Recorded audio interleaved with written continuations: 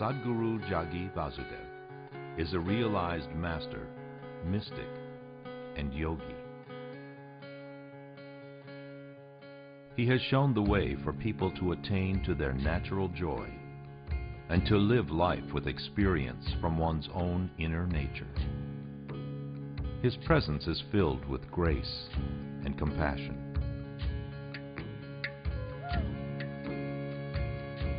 Sadhguru's scientific approach towards spirituality and work towards the upliftment of humanity have received accolades worldwide. The words that come from him in intensity and utmost clarity, from his deep understanding and wisdom, can change the very core of the being.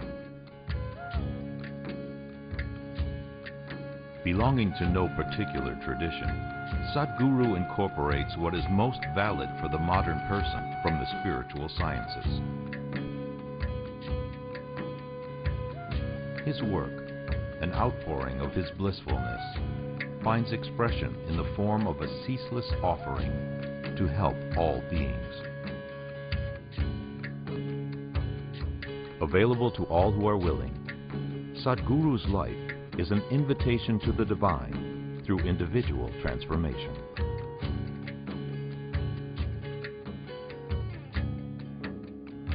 Welcome to the silent revolution of self-realization.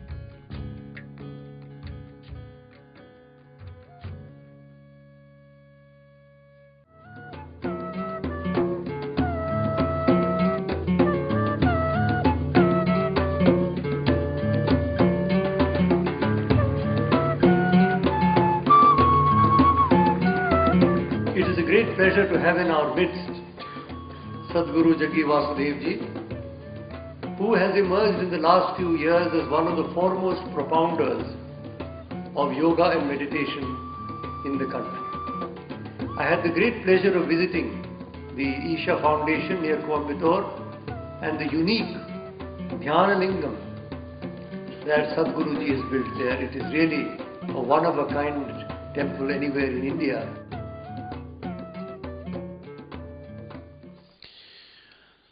Why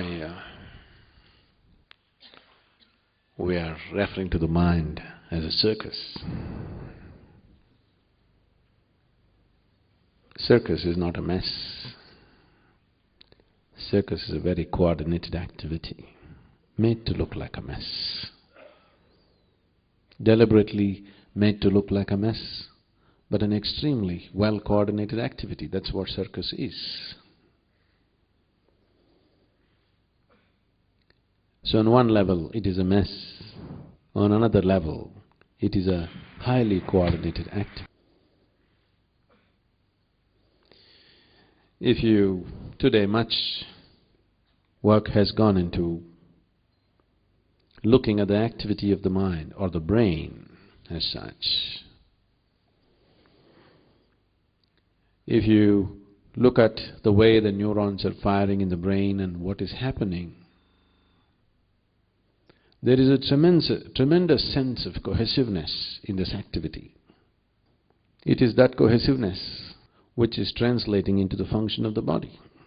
1 billion things are happening in this body right now, simply because there is a very, very extremely highly coordinated play and dance of neurons in the brain.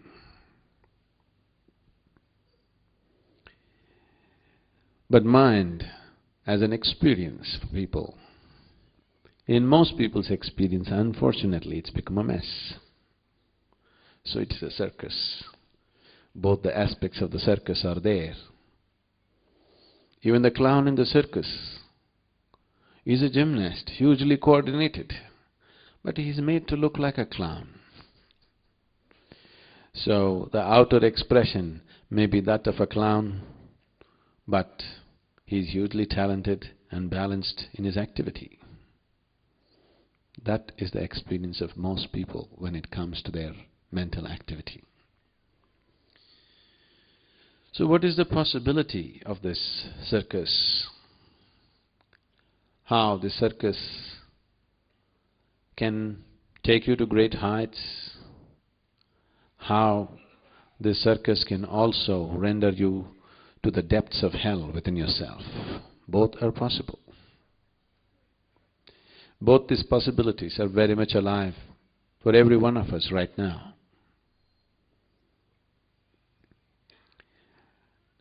So how we conduct this circus is the whole thing. How much of it can we take charge of is the whole thing. Why is it that mind, which is the most miraculous instrument, which is the most miraculous possibility in our life, has also become a misery manufacturing machine on this planet? Every kind of misery that human beings are going through is manufactured in their mind.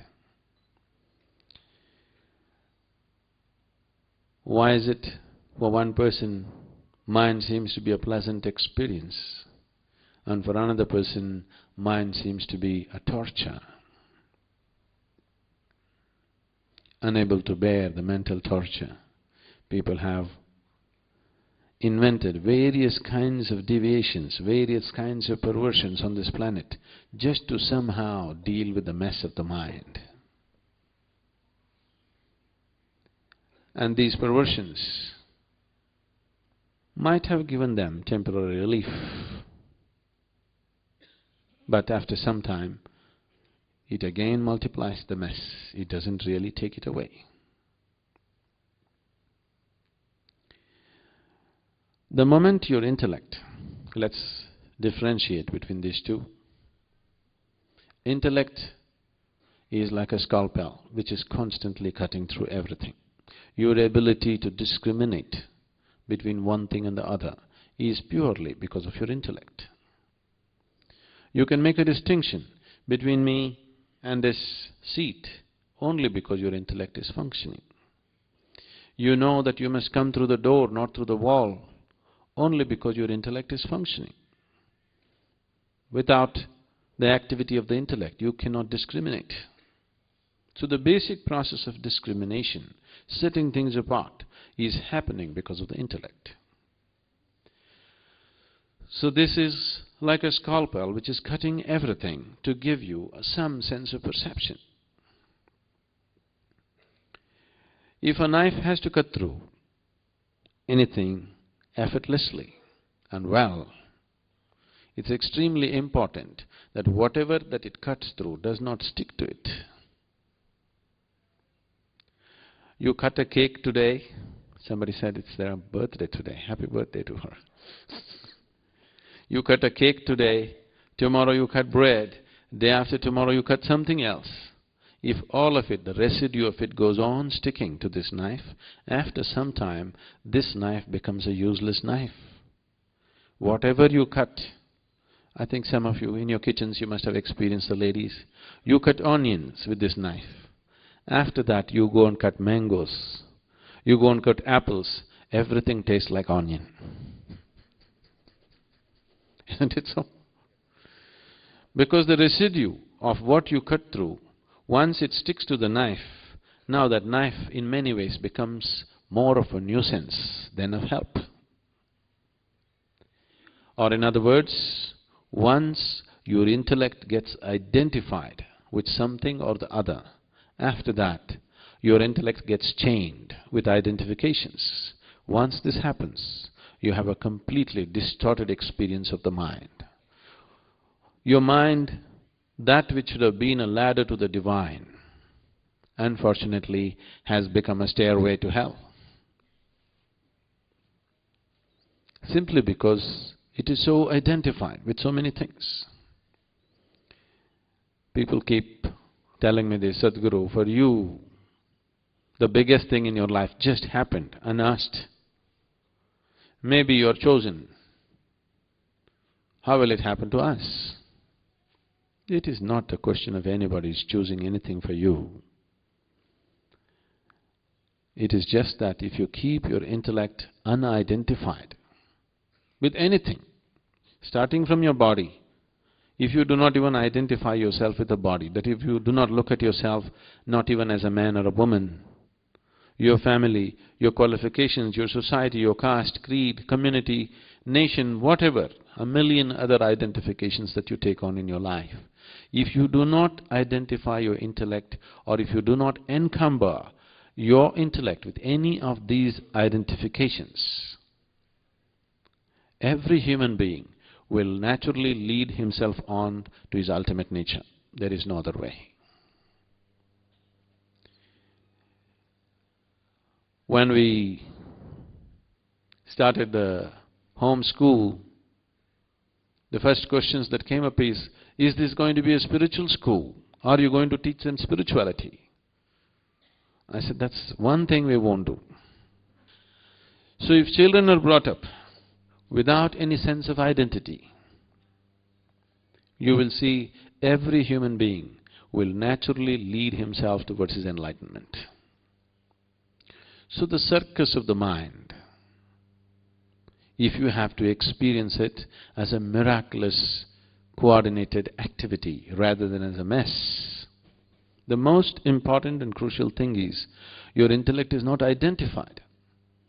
Because once it's identified, your perception is so distorted, and this distortion permeates into every aspect of your life. You definitely have heard of Akbar and Birbal.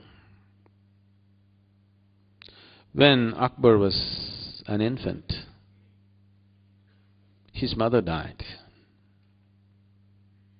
Or, because she was a queen, they got another woman to breastfeed Akbar. And obviously that woman had a son. Then Akbar grew up into a great emperor. Because this woman had breastfed the emperor, they had given a whole village to her. And that boy also grew up into a man, but not much of a man.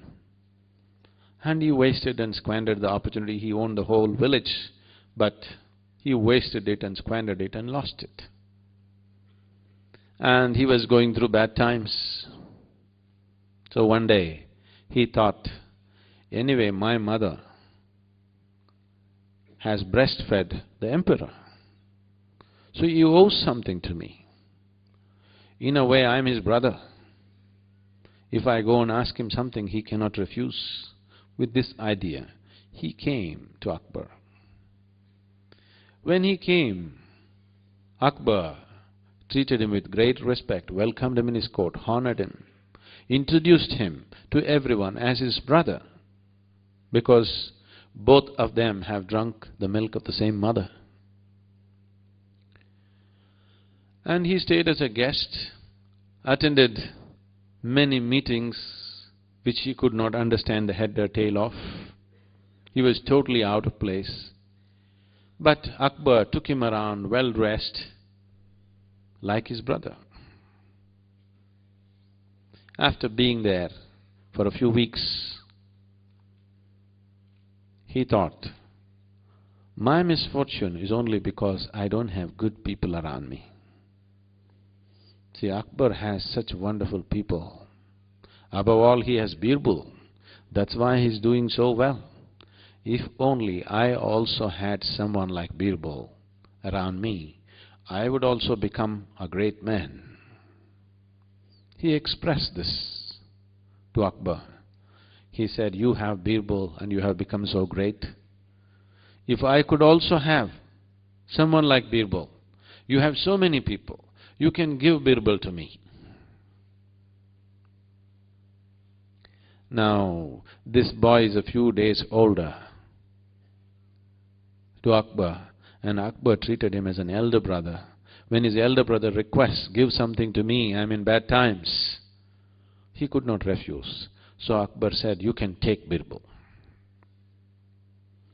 When Birbal came that evening, Akbar announced in the court, Birbal is leaving with my brother, my elder brother, tomorrow morning.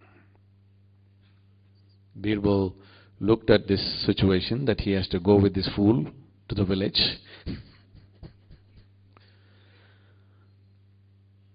And Birbal immediately said, "Oh, Your Majesty, your elder brother definitely needs wise company, but I have a better idea. I can send my elder brother with him." "Is that okay?" they asked. So that man looked at this, if Birbal is so wonderful, his elder brother must be even more wonderful. He said, "That's fine with me, I'll take Birbal's elder brother. He must be even better." So Akbar also was relieved, because though he wanted to be generous to his brother, he did not want to lose Birbal.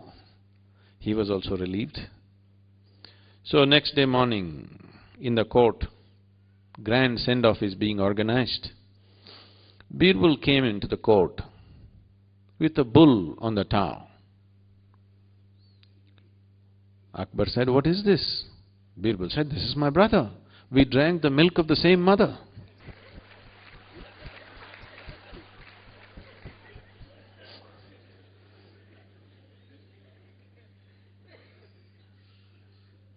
Once your intellect gets identified with something, then you are all messed.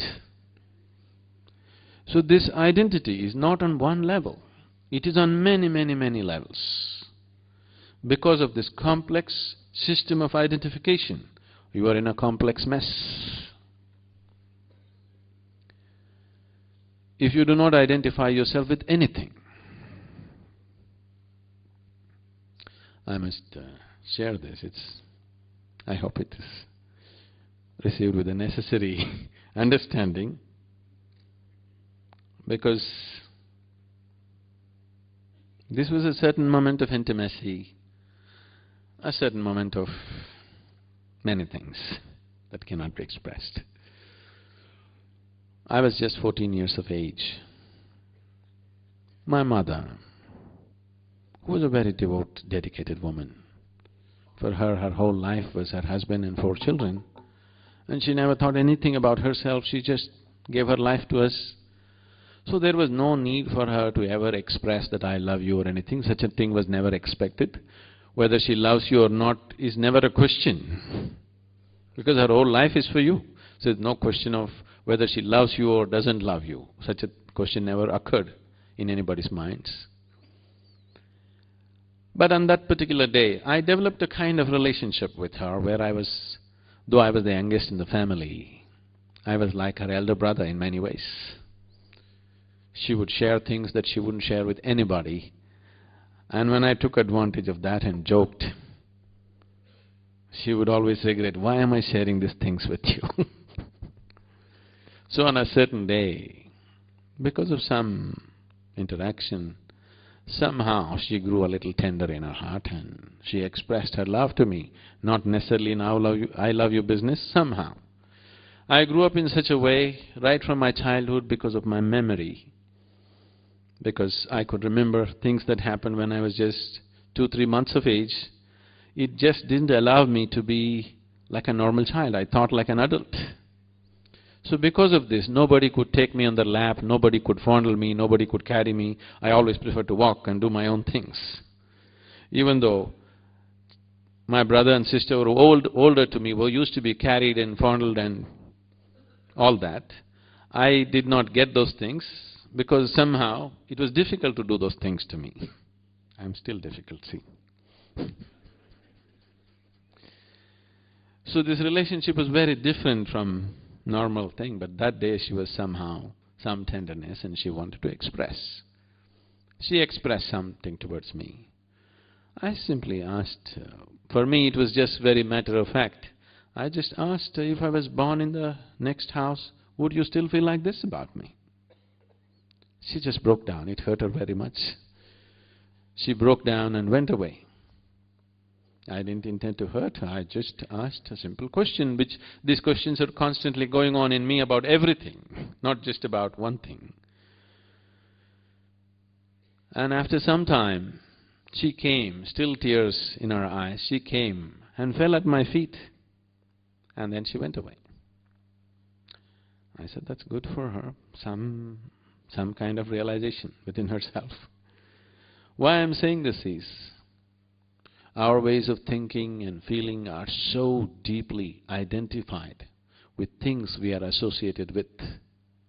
Our body, our parentage, our children, our wife, our husband, our home. Not just that, with just about anything, isn't it? With just anything and anything. I remember my grandfather used to always eat in a gold-rimmed plate. He was a rich man and a very proud man.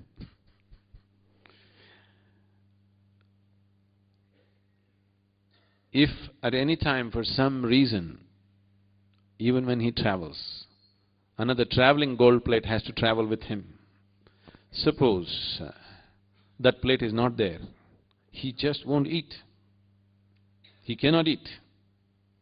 The same damn food. What is the problem? Whether you eat in a gold plate or a steel plate. Okay, you want to do things in style, it's okay.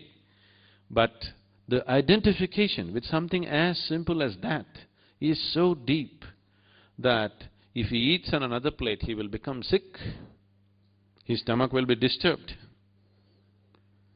Your identifications are so very deep with big things and small things.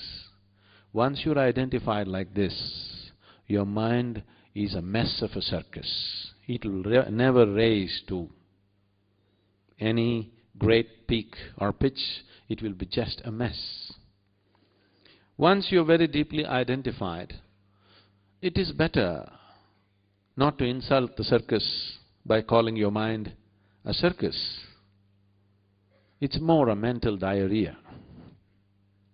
Non-stop, it is just going on endlessly.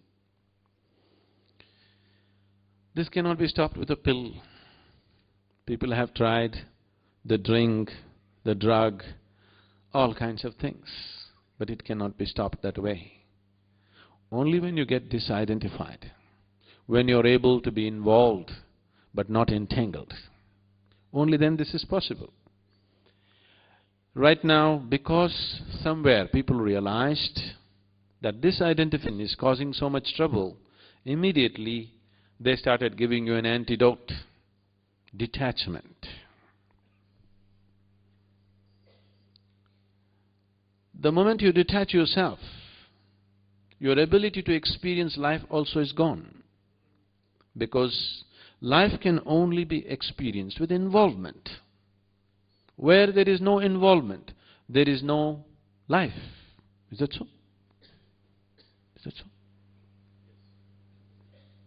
Don't sit there with such detachment. Involvement I'm talking about. Life cannot be experienced unless there is involvement. The deeper the involvement, the deeper the experience of life. However small the event may be, however small a piece of life may be, if you are deeply involved, it's a very great experience for you. Nothing dramatic or spectacular need to happen in your life. If you're deeply, deeply involved with the simplest aspect of your life, you will see every aspect of your life is spectacular. So involvement is the only way to experience life. No involvement, there is really no life. But why is so much detachment being taught everywhere? Fear of entanglement. It is from that fear detachment is always being propagated. If you detach yourself from life, you're avoiding life. If you really want to avoid life, there are more efficient ways to do it. You know, you can jump off a mountain. You can consume poison, you can hang yourself. Whatever we do, we must do it efficiently, isn't it? If you want to really avoid life, you just have to hang yourself. What is the idea? Are you here to experience life, or are you here to avoid life? Which way is it? Experience life? Can you experience life unless you're involved? But right now there is a fear of entanglement. If I involve myself, maybe I'll get entangled. Entanglement has happened because of the discriminatory nature of your involvement. You're only involved with this one, not with that one.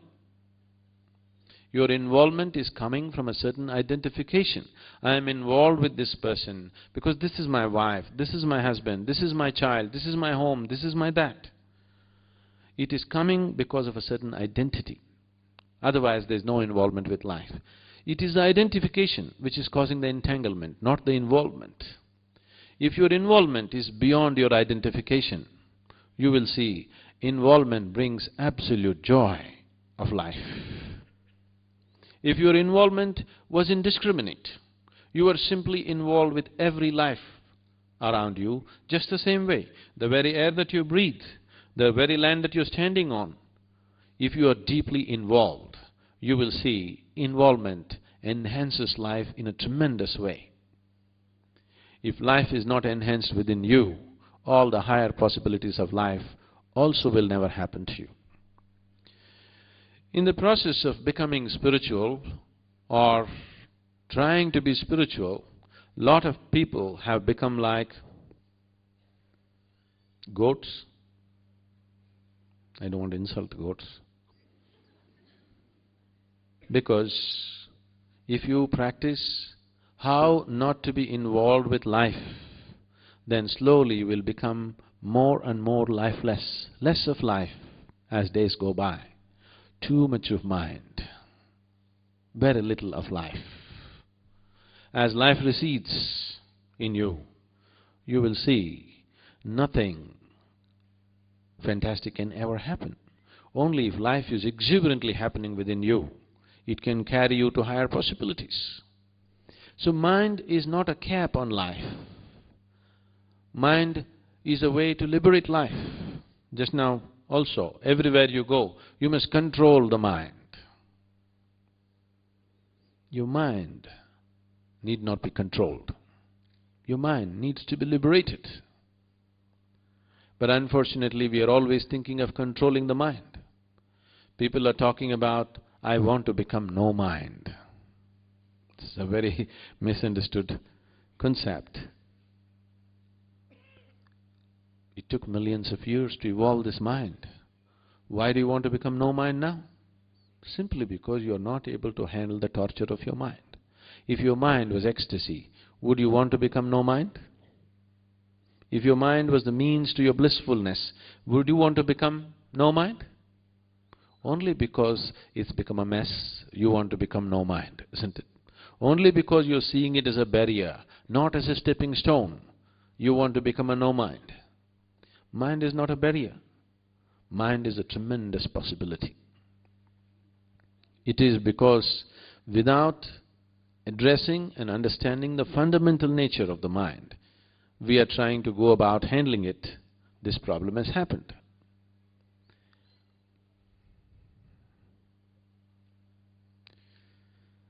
Now, one of the biggest problems with the mind is, right from one's childhood, the mind has been imposed as to what is right and what is wrong. Morality. This is the major problem. People have taught you what is good and what is bad. Because good and bad are very strong points of identity. Very strong. Whatever you consider as good, you naturally get identified with it. Whatever you consider as bad, you naturally repelled by it. You having aversion to something and you having attraction towards something is the basis of identification. Whatever you are averse to it dominates your mind. Now this is the nature of your mind. If you say, I do not want something, only that happens. In this mind, there is no subtraction or division. There is only addition and multiplication. You cannot take away anything by force from this mind. Now, this does not need any enlightenment. If you just close your eyes for a minute and look at it, you can see you cannot do anything by force. Now somebody told you, this is good, this is evil, do not think about the evil. Now that's a full-time job. There is nothing else going on. The moment you identify something as good and you identify something as bad, you getting identified with the good and having aversion for the bad is a natural process. If you have an indiscriminate sense of involvement with everything, involvement need not necessarily mean that you have to go and do something. You can just look at people and be involved, isn't it? You can just look at the sky and be involved. You can look at every life and be involved. You can close your eyes and still be involved. Involvement is not an act.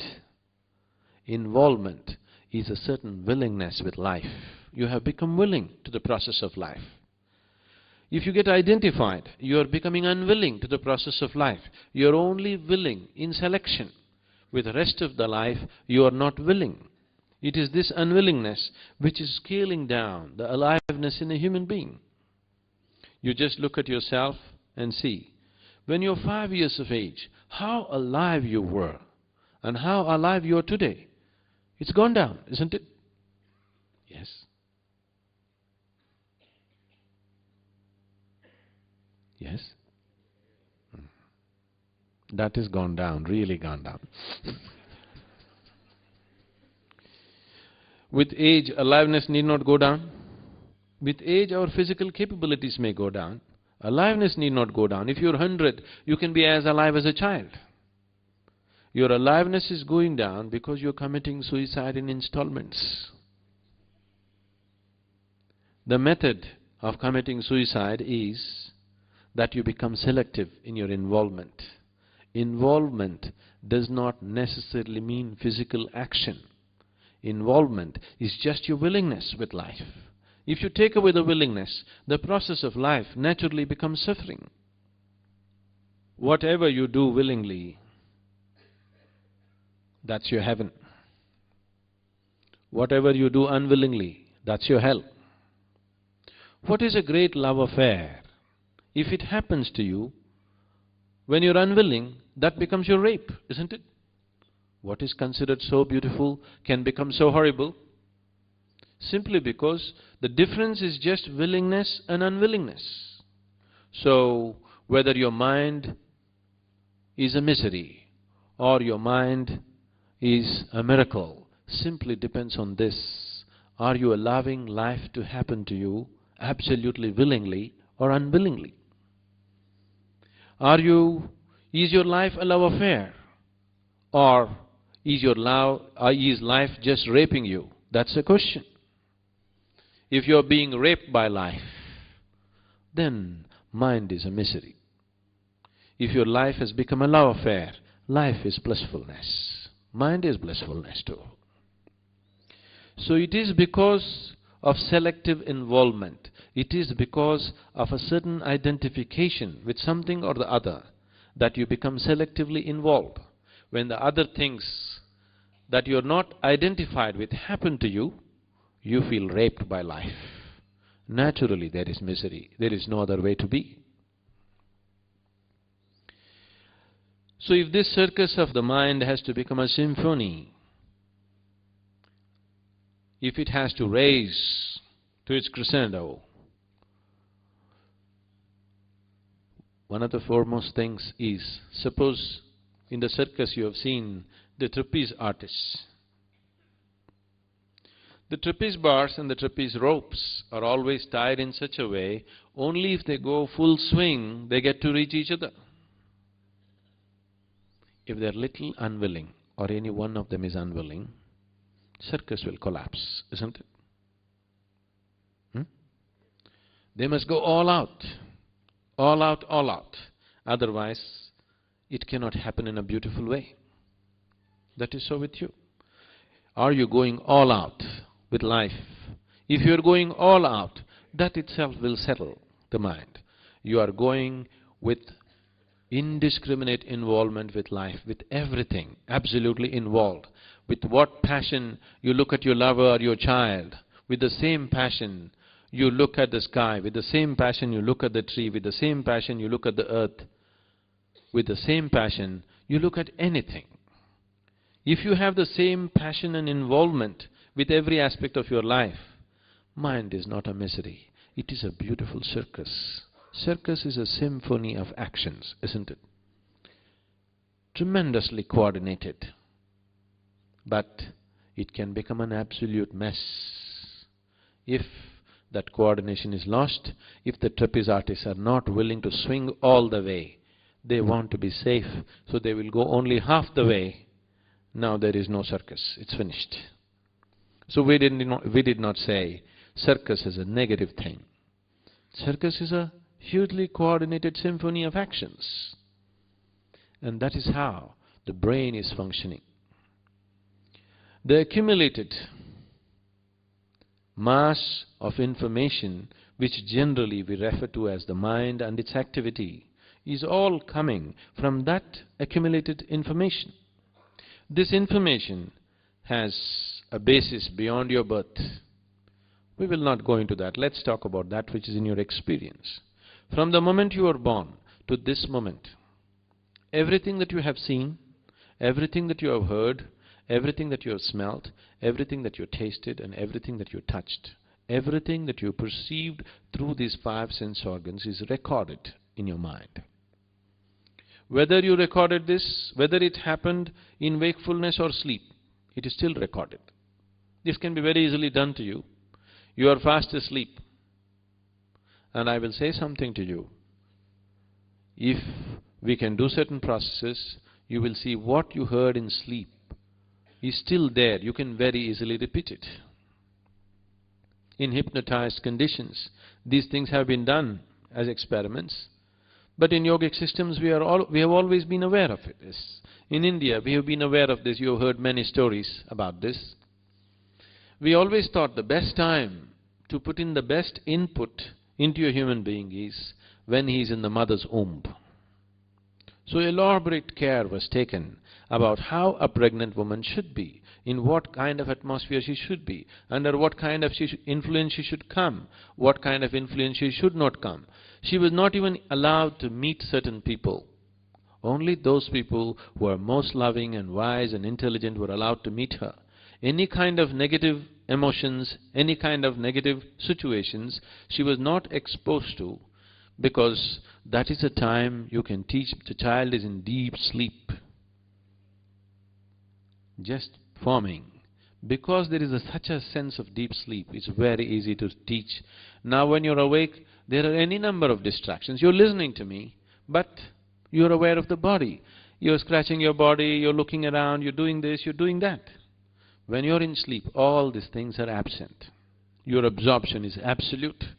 So everything that you have heard, seen, smelt, tasted and touched, wakefulness or sleep, is recorded. This information is there. Now, how harmoniously we use this information is the effectiveness of the mind, or how much of a mess this information has become is the ineffectiveness or the mess of the mind. To organize this, people have done various things. All kinds of methods and exercises are being brought about in the world. Yes, there are many ways to make minor corrections and make yourself a little more effective than before. But if you really want to unleash the mind, not control the mind, if you truly want to unleash the power of the mind, the fundamental thing is your intellect should not be identified with anything. Then your perception comes to such clarity, then mind naturally organizes itself. Nobody has to organize the mind. It is very well organized. Naturally it is organized. Only because the perception is so distorted, its function and its outcome also is distorted.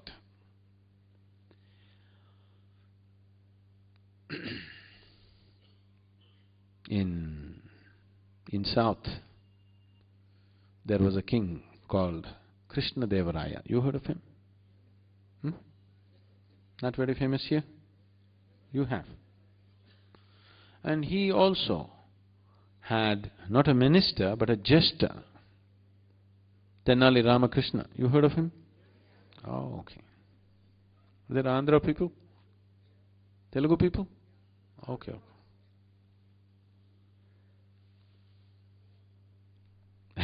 Tenali nunchi vachinara? లేదు. Okay. Recently in United States I met a doctor whose second name is Tenali. I was immediately excited about this. I thought, you are from Tenali? I asked. He said, yes, my village is Tenali. Then I was joking to him about Ramakrishna, but the unfortunate thing was he had never heard about Tenali Ramakrishna, and he did not know that he came from his village. Maybe he went to United States too early. Anyway,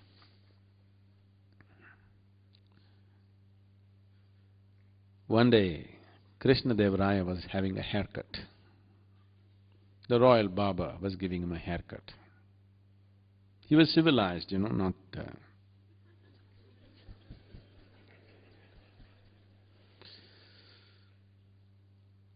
And a crow came and sat there and started doing its usual kaka. The Baba stopped the haircut with arresting attention, just started listening to the crow. Krishna Deva Raya looked at him and said, what is this? What are you listening to the crow? As if you can understand what the crow is saying. He said, wait, Your Majesty, wait, he has a message. And very carefully heard it for a long time and then shook his head. Krishna Deva Raya became very curious. What is this? You understand the crows? Yes. What is he saying? Your Majesty, this crow has come as a messenger of your forefathers from heaven. And what he is saying is that they are in heaven and uncared for. Above all, there is nobody to entertain them. There is nobody to keep them happy. They are there, everything is physically taken care of, but there is nobody to entertain them. So they are really longing for some help from you. That's why they have sent this crow as a messenger. We must send somebody to heaven to entertain your forefathers. How can we leave them like that unentertained? Your forefathers. Krishna Deva Raya immediately became very emotional. My forefathers are bored and suffering because of lack of attention and entertainment. I must send the best entertainment. So let's see who is the best dancer, who is the best musician, who is the best whatever, all this. Then a few other courtiers arrived and all of them said, Oh, Your Majesty, if you are willing, I am willing to go, but I can't sing for nuts. But if you want me to go and serve your forefathers, I will go to heaven and serve right now. Like this they built it up. But then they said, no, for your forefathers we must send the best of the best. How can we send? A musician, how long can he entertain you? If you hear him for 2 days, you finish with him. If you send a dancer, how long? If you see him for a few days, you finish with him. We must send somebody who can keep them continuously entertained. Who better than Tenali Ramakrishna? He can keep your forefathers forever entertained because he is so ingenious. He is the best guy. Krishna Deva Raya also agreed. There is nobody like Tenali Ramakrishna. He is the best entertainment. I wouldn't like to part with him, but my forefathers, he was in emotion. He said, yes, we will send Tenali Ramakrishna. Then Tenali Ramakrishna was called and he heard the story as to how he should go to heaven to serve the forefathers. Immediately he took on the act. "Oh, Your Majesty, I am more than willing. This is such a honor, I am going. I also know this whole thing, how to go." The barber had also received instructions as to how to send a man to heaven. The crow instructed how to send a man to heaven. They said, "You must make the man sitting facing south, and then you must get lot of sandalwood, camphor and ghee. The heap should raise well above an elephant, a full-grown elephant, and it should be only sandalwood, pure ghee and camphor. And keep the man inside, build this whole heap, and then set fire to it. As it goes, this fire should burn for a minimum of 3 days, and then the man will evaporate and go to heaven and serve the forefathers." Tenali Ramakrishna said, "This is the correct method, this is the best way. I will go and serve your forefathers. It is just that, let me make the preparation. I want to purify my body and my mind and everything before I go there. I want to take off all the doshas in me. Give me just 30 days' time." A grand site was prepared, a huge thing going on. Tenali Ramakrishna personally went and supervised the whole process. And he only set up this whole thing with his trusted labor. He created the whole site the way he wants it.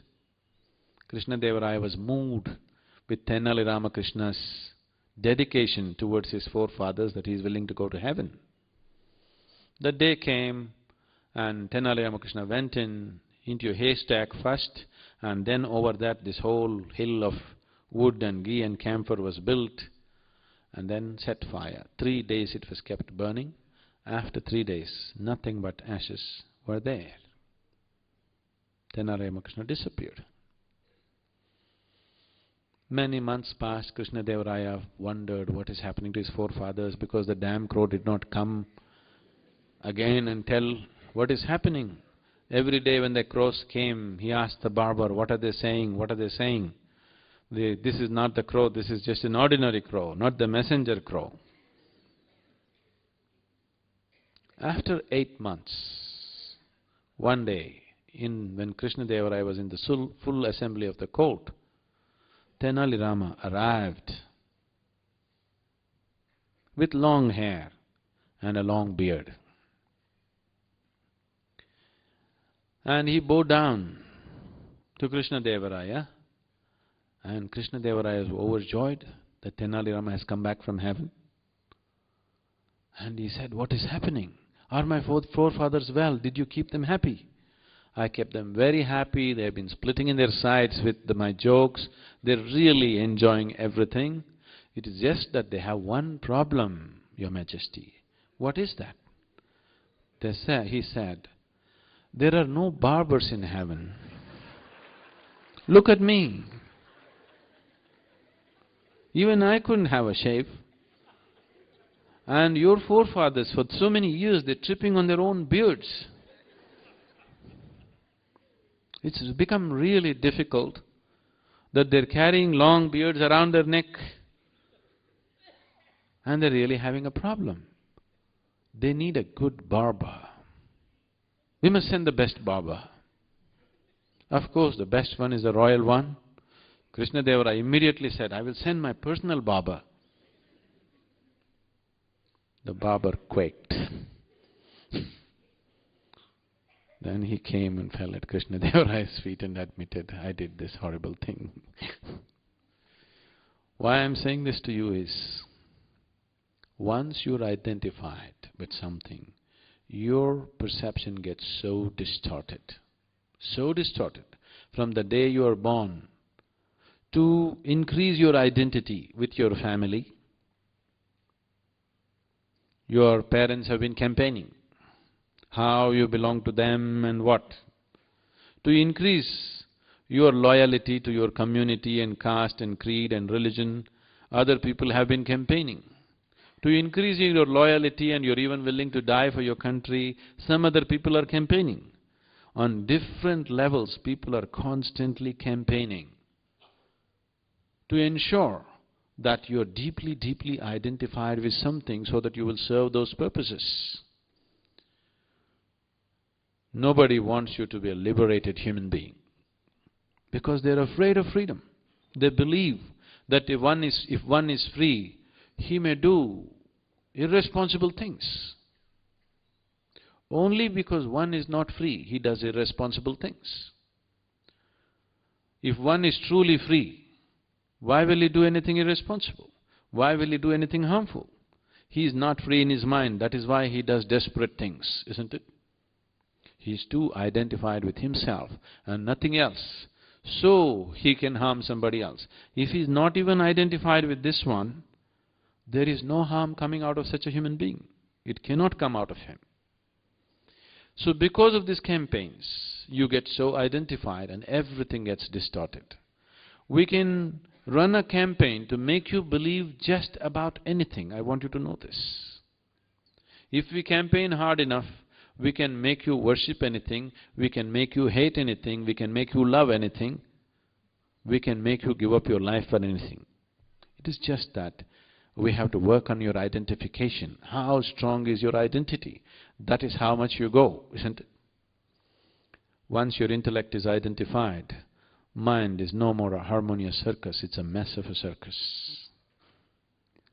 The whole system of yoga, the technology of yoga, is only towards this. Right now, what we are offering as inner engineering is fundamentally just this. It's not a teaching, it is not a philosophy, it is not an ideology or a belief system or a religion. It is just a technology to create a distinction. If you go into this process, what they're doing to you is just this. If you sit here, your physical body is here. What you call as your mind is out here.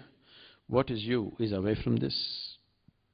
Once this little space between you and the activity of the mind, between you and the activity of the body arises within you, now mind is no more a mess. It is a great symphony. It is a tremendous possibility. It can take you to great heights. If this distinction is not there, it is this distinction which unfortunately got misinterpreted as non-attachment or detachment. Yes, you must detach yourself from your body experientially, not detaching yourself from family or people or whatever else from life around you. That's very easy. When they become inconvenient, you can detach yourself. Then a divorce is a detachment, isn't it? A divorce is not a detachment. Detachment means that you have disentangled yourself from the process that you call as body, from the process that you call as mind, because both these things are an accumulation from outside. This body, how did you gather this? Breakfast, lunch, dinner, breakfast, lunch, dinner, breakfast, lunch, dinner, and snack. How did you accumulate the mind? All the impressions that you received through the 5 sense organs became the mind. So these two accumulations, if you have to gather so much accumulation, naturally there must be something more fundamental than that within you, or what you call as yourself, should be something little more than the accumulation that you gathered. So once this distinction arises within you, once you liberate your mind from being identified with anything, then mind is a miracle. Mind is a spectacular circus, not a mess. If you have questions, please. Sadhguru, what is the process for identification? Now, whatever is generally being referred to as a spiritual process, let's understand what that is.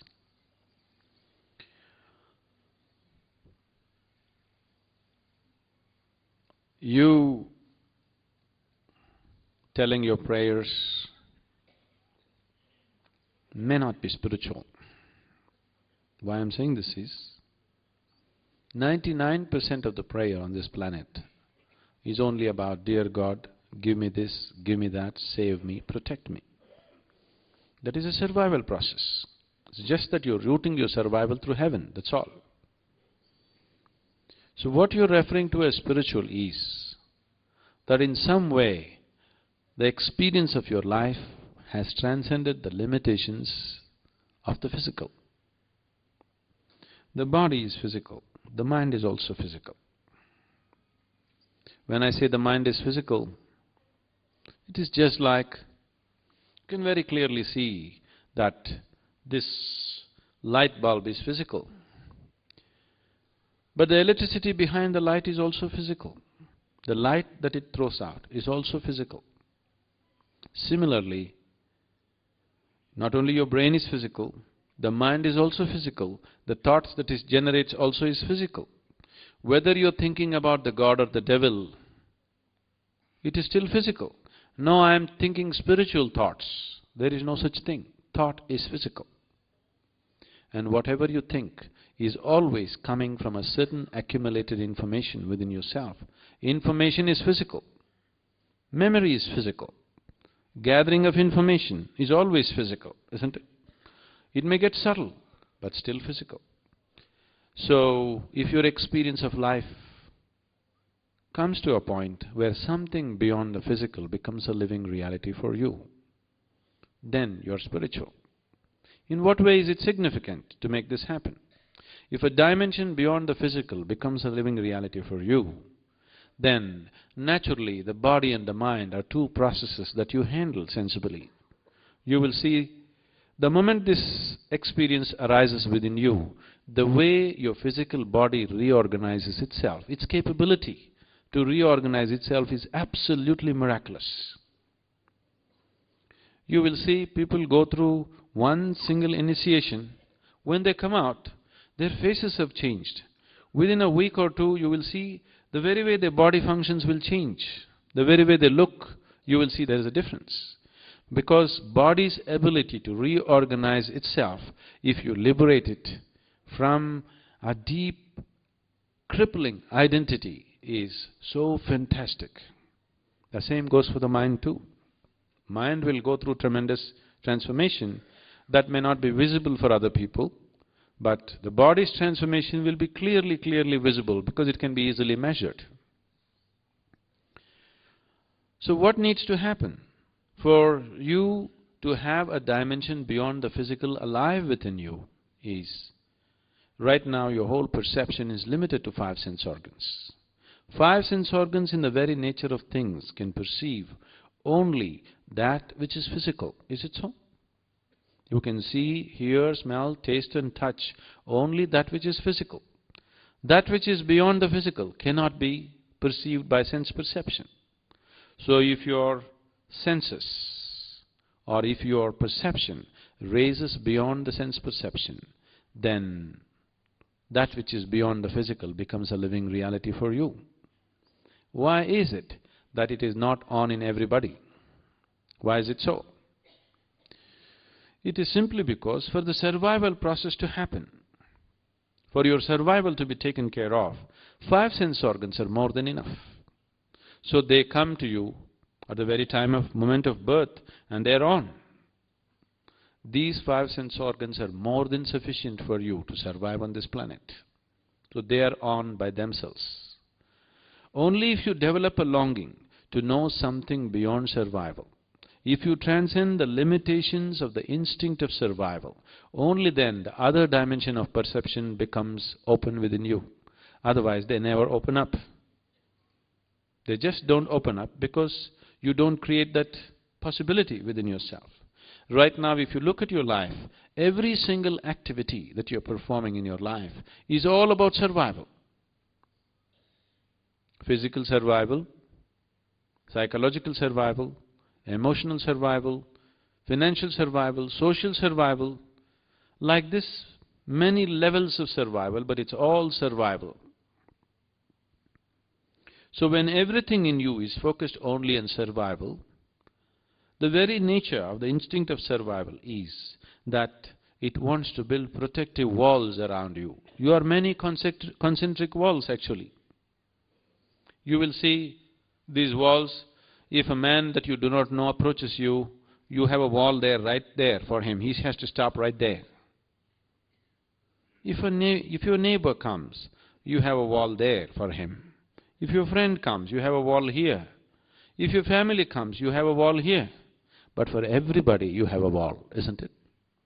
You are many concentric walls, one over the other, because this is the work of the instinct of survival.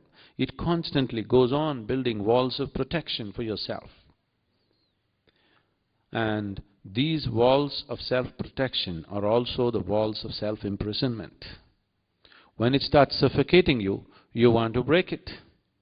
But your instinct of self-preservation is on in everything, so it won't let you break it. So, unnecessarily, life goes through a totally unnecessary turmoil. Because your identification is so strong with the physical body, there is a confusion between the two. The only thing that needs to be preserved in you is your physical body. Everything can be trampled down right now and rebuilt the next moment, isn't it so? No, you won't allow it. Your thoughts, your ideas, your emotions, your personality, if you are willing, we can just demolish it right now, this moment, and rebuild it the next moment.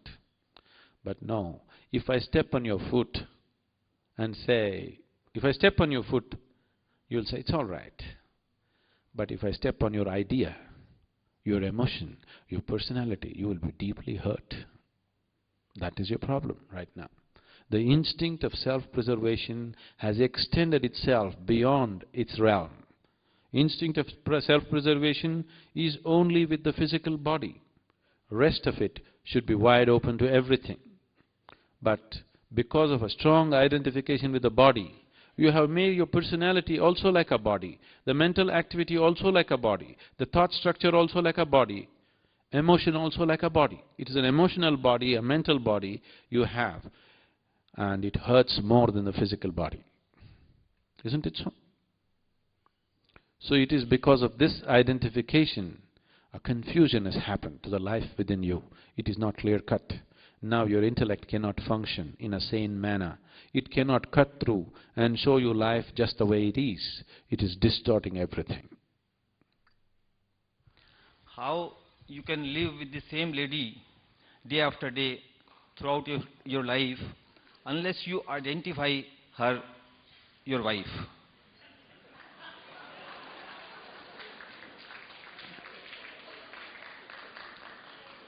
And my second question is... No, we'll handle one at a time. Is she here? She's here, okay. Recently I was in a place where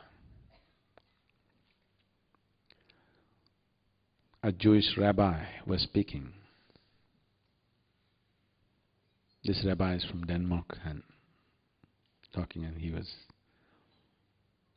talking about some other rabbi, I don't remember the name, a very wise one who said this to someone. A man went to this rabbi and asked him, I love my wife very much, but when I walk on the street, every woman that I see, I want to do something to her. What shall I do? The wise rabbi looked at him and said, son, it doesn't matter where you work up your appetite as long as you go home and eat.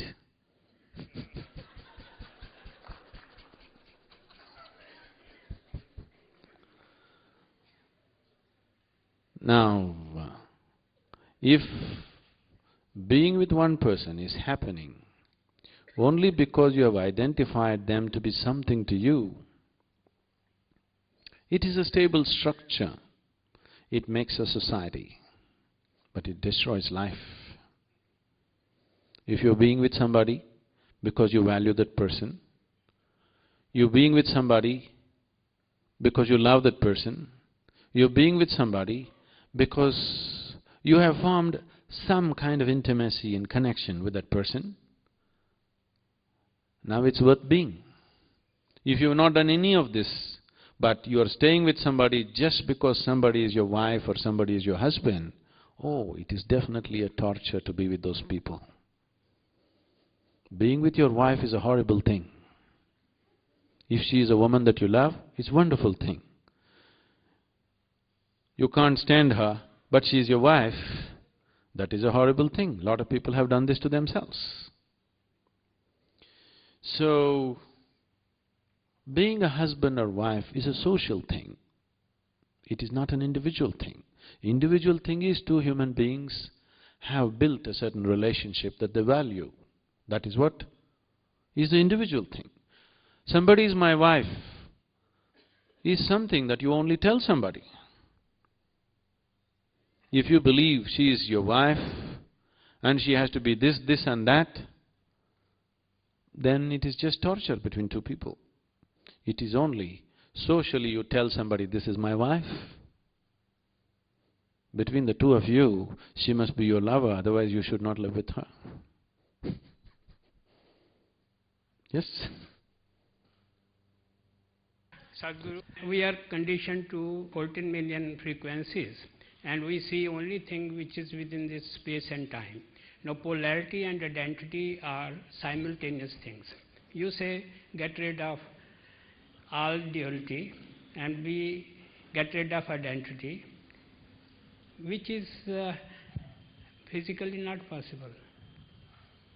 And simply because we are conditioned to space and time. Have you ever gone beyond space and time and had the taste of eternal bliss?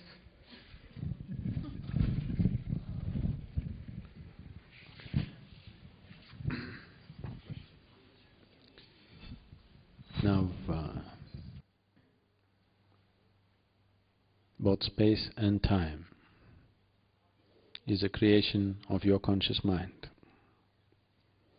If you transcend the limitations of your conscious mind, there is no such thing as space and time.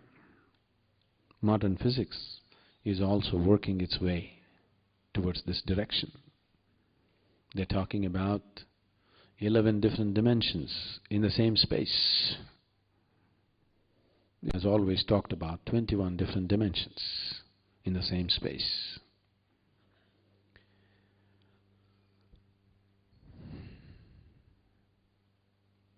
Many years ago,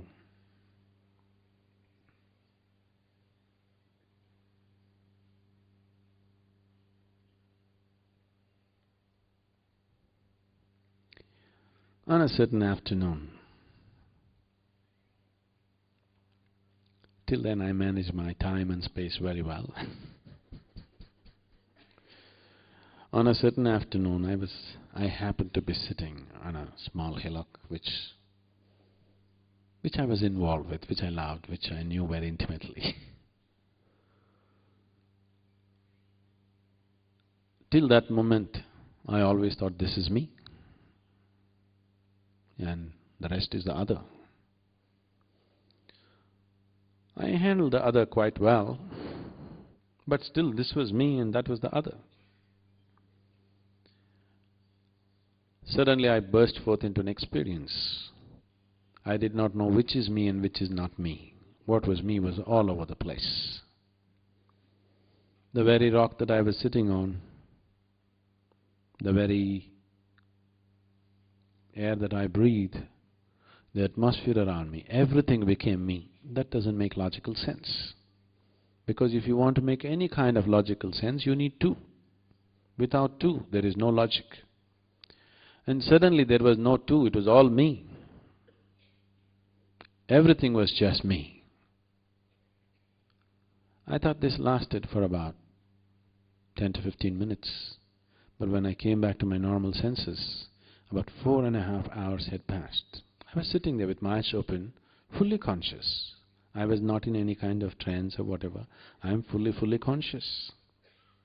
But time just flipped. And I found for the first time in my adult life, tears were flowing through my eyes. Me and tears were impossible. But I've always been peaceful and happy, that's never been an issue. But here my shirt is wet with tears and I'm bursting with a completely different kind of ecstasy, which is just the body cannot contain. When I really shake myself to my normal senses and try to understand what is happening to me, The only thing that my mind could say was, maybe I'm losing my balance.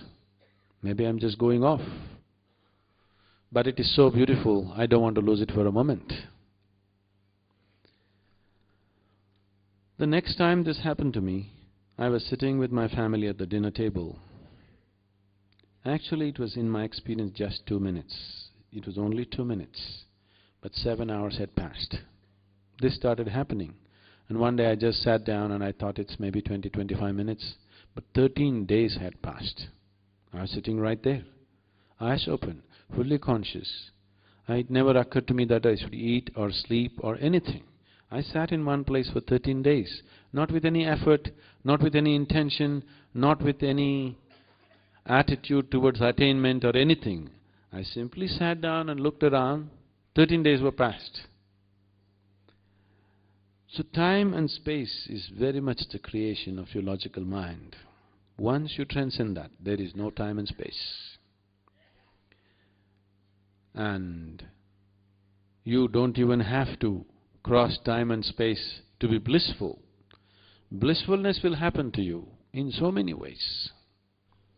Right now, I think there are lots of people here who are practicing Shambhavi Mahamudra.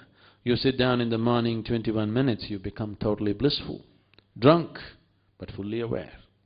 Look into my eyes and see I'm stoned all the time, but fully conscious. This moment if I want I can flip, or this moment if I want I can be alert and conduct the situation the way I want. And if you were aware of the culture, as Sri Karan Singh was mentioning, Shiva is known as the Adi Yogi. He was inebriated all the time. He was drunk. At the same time, he's a perfect ascetic, sitting there in absolute meditation and drunk at the same time. This is what it means. And this is how all of us should be. Absolutely inebriated, but perfectly stable within ourselves. Now, the need for seeking something from outside will completely disappear. Once you're blissful by your own nature, your life becomes an expression of your blissfulness, not in pursuit of happiness. And that's the shift that needs to happen in every life. You are my perfect mirror, you show me what I'm not. In the end, this bit of what once was me lay